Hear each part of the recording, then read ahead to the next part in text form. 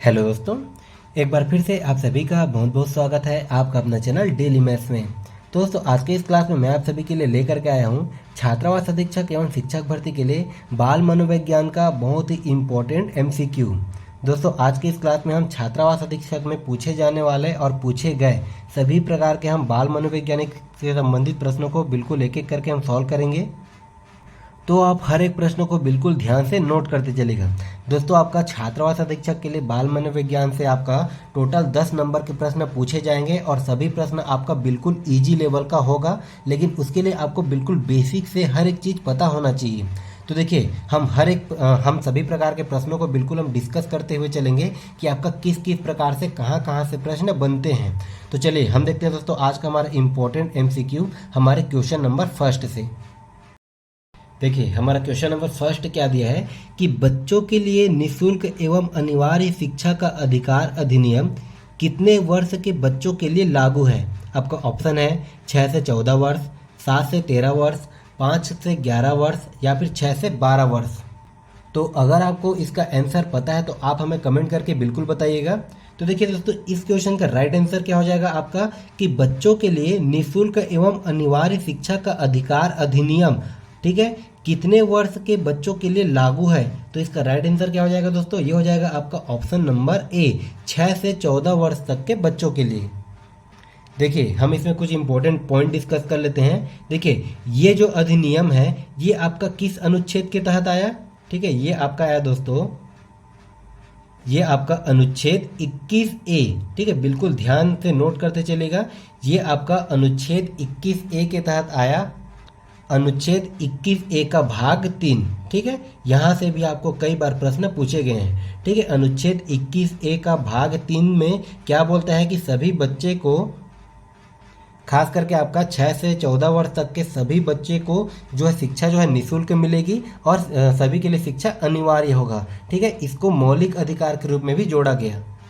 ठीक है, देखिए हमारा दूसरा पॉइंट क्या हो जाएगा दोस्तों, इस अधिनियम को मौलिक अधिकार के रूप में भी जोड़ा गया। ठीक है, मतलब मौलिक अधिकार माना गया, इसको भी आप बिल्कुल ध्यान से नोट कीजिएगा। अब उसके बाद देखिए, ये आपका किस संविधान संशोधन के अंतर्गत इसको जोड़ा गया। ठीक है, मौलिक अधिकार इसको माना गया तो इसको किस संविधान संशोधन के अंतर्गत जोड़ा गया, मतलब यहाँ पर हुआ दोस्तों आपका ये 86वां संविधान संशोधन। ठीक है, इसमें हुआ दोस्तों आपके 86वां संविधान संशोधन के तहत सभी बच्चों के लिए, आपका 6 से 14 वर्ष तक के सभी बच्चों के लिए अनिवार्य और निःशुल्क शिक्षा को अनिवार्य किया गया। तो इसका राइट आंसर क्या हो जाएगा दोस्तों आपका ऑप्शन नंबर ए। और ये जो कुछ पॉइंट है इसको भी आप बिल्कुल नोट करते चलिएगा, क्योंकि यहाँ से भी आपको प्रश्न पूछ सकता है। तो चलिए देखते हैं हमारा अगला प्रश्न क्या दिया है। देखिए, हमारा अगला प्रश्न है कि हिंदी अक्षरों को बालक किस आयु में पहचानने लगता है। देखिए, बहुत ही इंपॉर्टेंट प्रश्न है दोस्तों। ठीक है, यहाँ पर देखिए आपका ऑप्शन में क्या दिया है, 3 वर्ष, 4 वर्ष, 5 वर्ष या फिर 6 वर्ष। तो देखिए, बालक जो है हिंदी अक्षरों को किस आयु में पहचानने लगता है। तो इसका राइट आंसर क्या हो जाएगा, ये हो जाएगा दोस्तों आपका ऑप्शन नंबर सी। अब यहाँ पर देखिए दोस्तों, इसमें केवल और केवल आपको हिंदी अक्षर करके दिया गया है। ठीक है, यहाँ पर आपको हिंदी अक्षर की जगह में वर्णमाला करके भी दे सकता था। ठीक है, हिंदी अक्षर की जगह में आपको ये वर्णमाला करके भी दे सकता है, या फिर आप ध्यान दीजिएगा रंगों की पहचान। ठीक है, रंगों की पहचान बालक कब से करना चालू करता है, रंगों की पहचान करना बालक कब से करना चालू करता है। तो वो इन सभी का राइट आंसर क्या हो जाएगा आपका, ये 5 वर्ष है। मतलब 5 वर्ष में बालक जो है वर्णमाला की पहचान करना चालू करता है और 5 वर्ष में ही बालक जो है रंगों की पहचान करना भी आरंभ कर देता है। ठीक है, तो यहाँ पर ये रंगों की पहचान करके भी प्रश्न पूछा गया है। ठीक है, इस पॉइंट को भी आप बिल्कुल नोट करते चलिएगा। तो इस प्रश्न का राइट आंसर क्या हो जाएगा, ये हो जाएगा दोस्तों आपका ऑप्शन नंबर सी। देखिए, हमारा अगला प्रश्न क्या दिया है कि पियाजे की औपचारिकता संक्रियात्मक अवस्था किस आयु अवधि तक मानी जाती है। ठीक है, इसमें देखिए क्या बोला कि औपचारिकता संक्रियात्मक अवस्था, बिल्कुल ध्यान से बनाइएगा दोस्तों कि यहाँ पर देखिए पियाजे जो है उन्होंने 4 अवस्था दिया है। ठीक है, देखिए हम पहले ऑप्शन को डिस्कस कर लेते हैं। देखिए, पहला आपका क्या दिया दोस्तों आपका 0 से 2 वर्ष। तो 0 से 2 वर्ष आपका किस अवस्था के अंतर्गत आता है, ये हो जाएगा दोस्तों जो है पियाजे का संवेदी प्रेरक। ठीक है, ये हो जाएगा दोस्तों संवेदी प्रेरक अवस्था। ठीक है, ये है दोस्तों पियाजे का पहली अवस्था। उसका देखिए 2 से 7 वर्ष, 2 से 7 वर्ष किस अवस्था के अंतर्गत आता है? ये हो जाएगा दोस्तों आपके पूर्व संक्रियात्मक अवस्था। ठीक है, ये होगा आपका ये पूर्व संक्रियात्मक अवस्था। उसके बाद आता है दोस्तों आपका 7 से 11 वर्ष। ठीक है, ये है दोस्तों पियाजे का तीसरी अवस्था। तो 7 से 11 वर्ष ये किसके अंतर्गत आता है? तो ये हो जाएगा दोस्तों आपका ये मूर्त संक्रियात्मक अवस्था। ठीक है, ये हो जाएगा आपका मूर्त संक्रियात्मक अवस्था। उसके बाद देखिए दोस्तों इसका चौथी अवस्था क्या है दोस्तों? यह है आपका 11 से 15 वर्ष। और 11 से 15 वर्ष ये किस अवस्था के अंतर्गत आता है? तो ये आता है दोस्तों औपचारिक, ये हो जाएगा दोस्तों ये हो जाएगा आपका ये औपचारिक संक्रियात्मक अवस्था। ठीक है, तो ये आपका पियाजे की 4 अवस्था। पहला दोस्तों 0 से 2 वर्ष जिसको बोला जाता है संवेदी प्रेरक अवस्था। 2 से 7 वर्ष जिसको बोला जाता है पूर्व संक्रियात्मक अवस्था। उसके बाद आता है दोस्तों तीसरी अवस्था 7 से 11 वर्ष जो होता है आपका मूर्त संक्रियात्मक अवस्था। उसके बाद आपका चौथी अवस्था है 11 से 15 वर्ष जिसको बोला जाता है औपचारिक संक्रियात्मक अवस्था।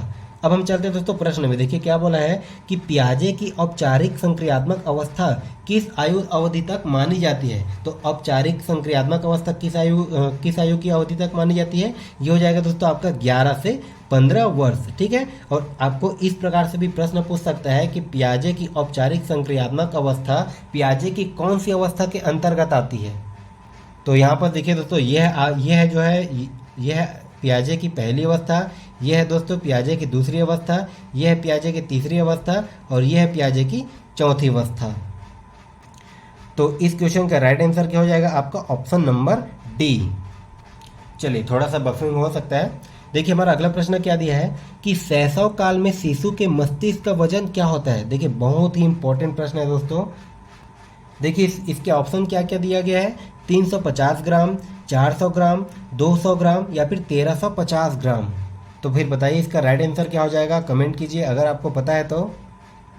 यहाँ पर देखिए दोस्तों आप 3 से 4 पॉइंट को बिल्कुल नोट करके चलिएगा कि शैशव काल में शिशु के मस्तिष्क का वजन कितना होता है? ये होता है दोस्तों 350 ग्राम। ठीक है, ये हो जाएगा दोस्तों 350 ग्राम। और आपको इस प्रकार से भी प्रश्न पूछ सकता है कि जो शैशव काल में होता है शिशु के मस्तिष्क का वजन शिशु का कितना गुना होता है?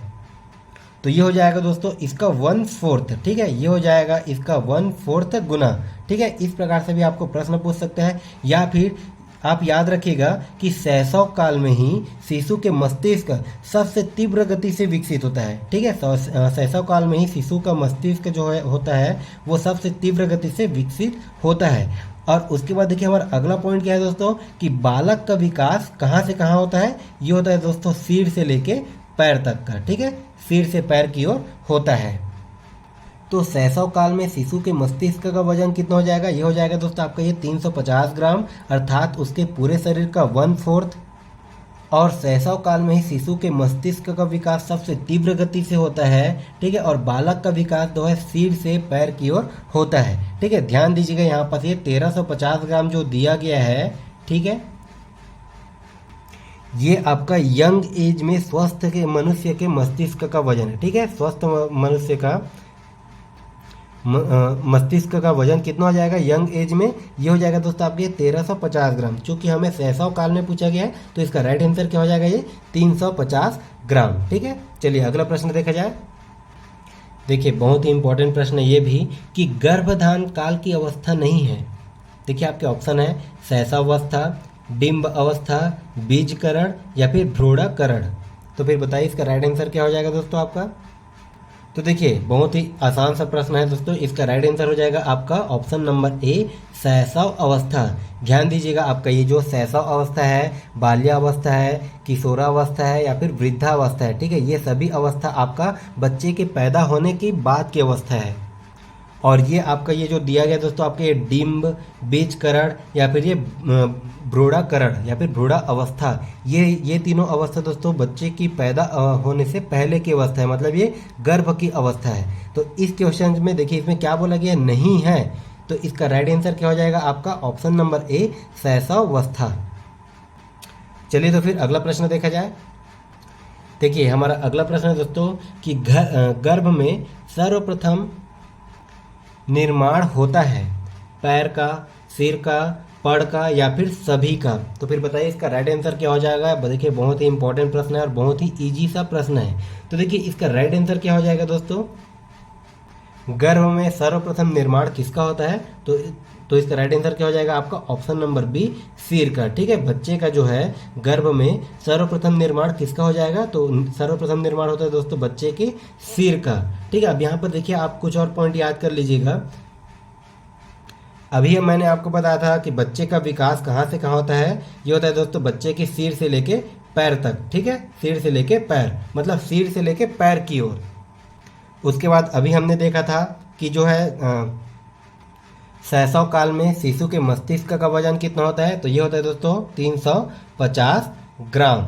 ठीक है, देखिए इसी में एक और पॉइंट आता है कि जन्म के समय बच्चों में कितनी हड्डियां होती हैं। तो जन्म के समय बच्चों में 270 हड्डियां होती हैं। इसको भी आप बिल्कुल नोट करके रखिएगा। तो इस क्वेश्चन में का राइट आंसर क्या हो जाएगा दोस्तों आपका ऑप्शन नंबर बी। देखिएगा हमारा अगला प्रश्न क्या दिया है कि निम्न में से किस घटना की ओर बालक सर्वप्रथम आकर्षित होता है। देखिए आपका ऑप्शन है प्रकाश, माँ, ध्वनि या फिर भोजन। तो फिर बताइए। देखिए आपको कंफ्यूज करने के लिए ये प्रश्न दिया गया है, बिल्कुल ध्यान से बनाइएगा, अदरवाइज बहुत से बच्चे इस प्रश्न को गलत करेंगे।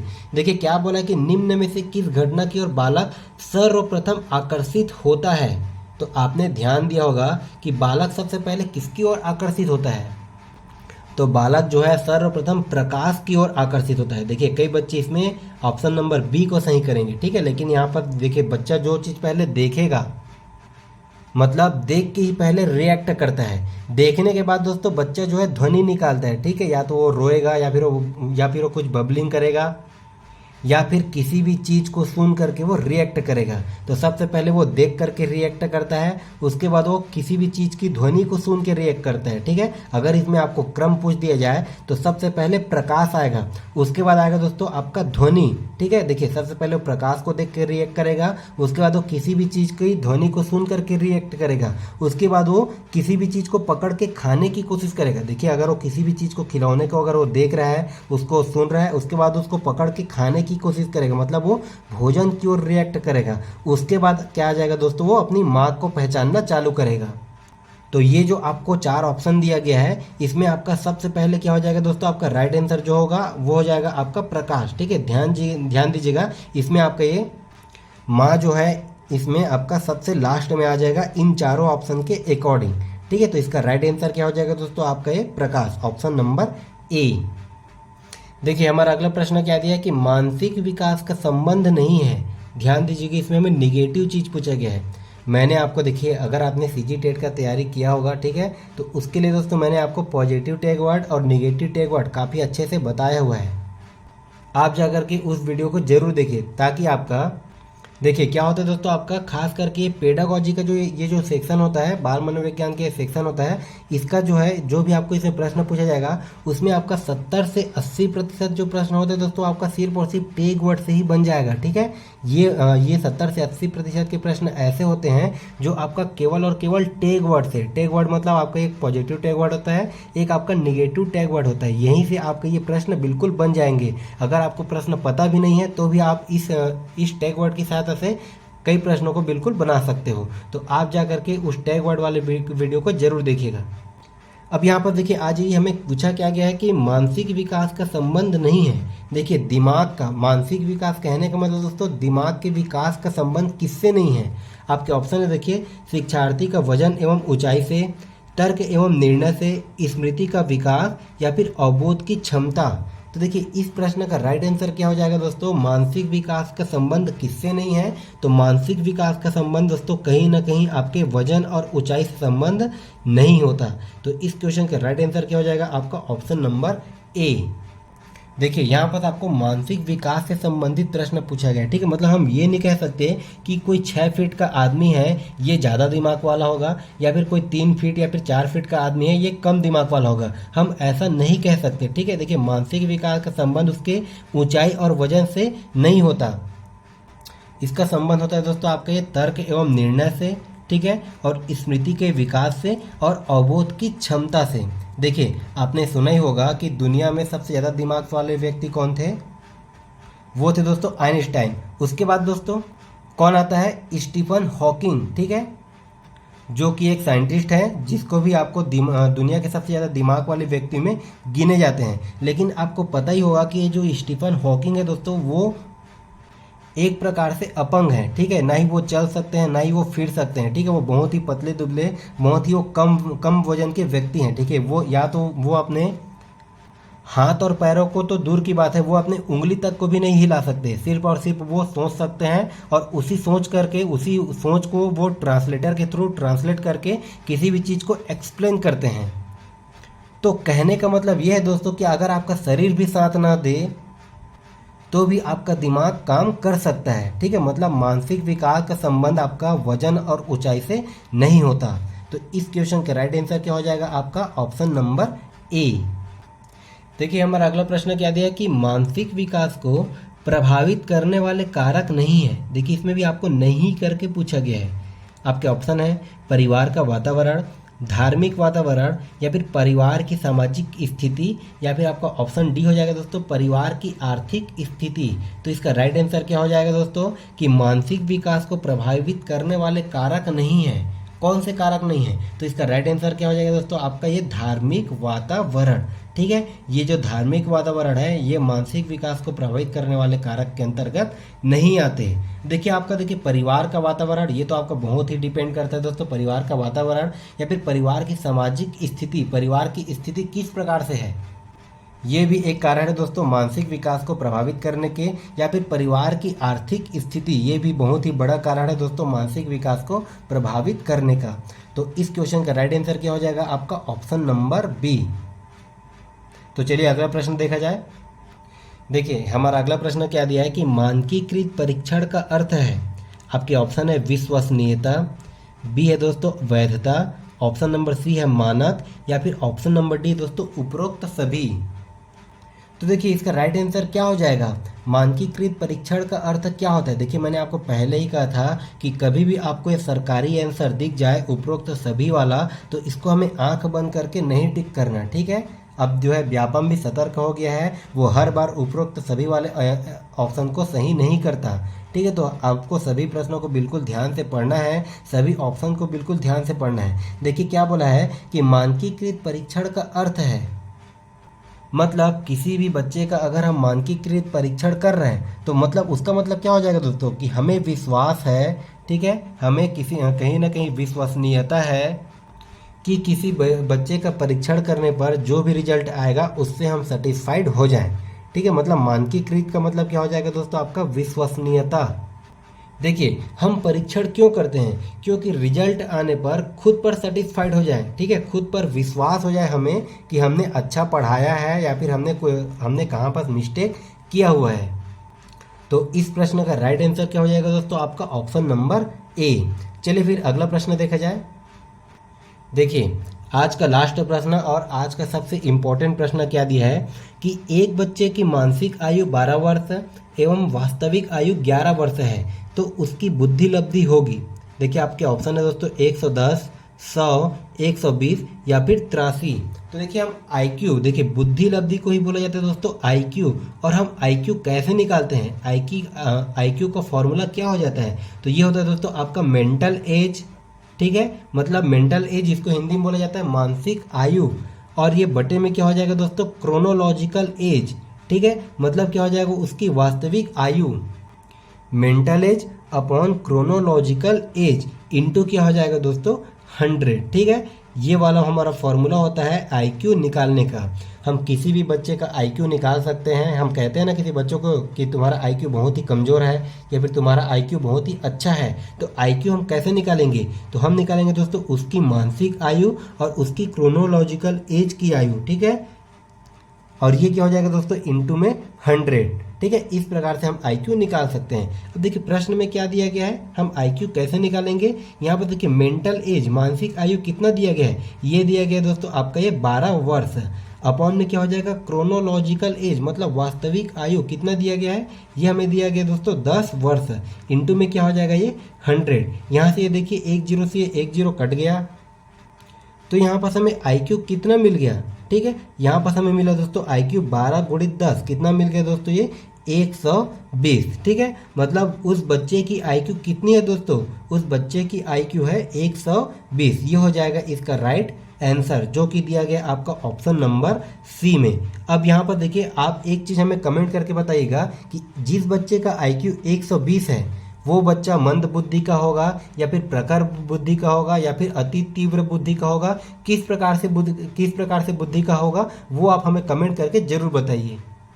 तो ये रहे दोस्तों आपके बाल मनोविज्ञान के बहुत ही इंपॉर्टेंट पूछे गए प्रश्न। इसी प्रकार से हम और भी प्रश्न लेकर के आएंगे अगले पार्ट में। तब तक के लिए दोस्तों, अगर आप हमारे चैनल पर नए हैं तो आप हमारे चैनल को सब्सक्राइब जरूर कीजिए। साथ ही अगर आपको हमारा वीडियो पसंद आए तो आप हमारे वीडियो को लाइक भी कीजिए दोस्तों, और ये वीडियो दूसरों को भी शेयर करते रहिए।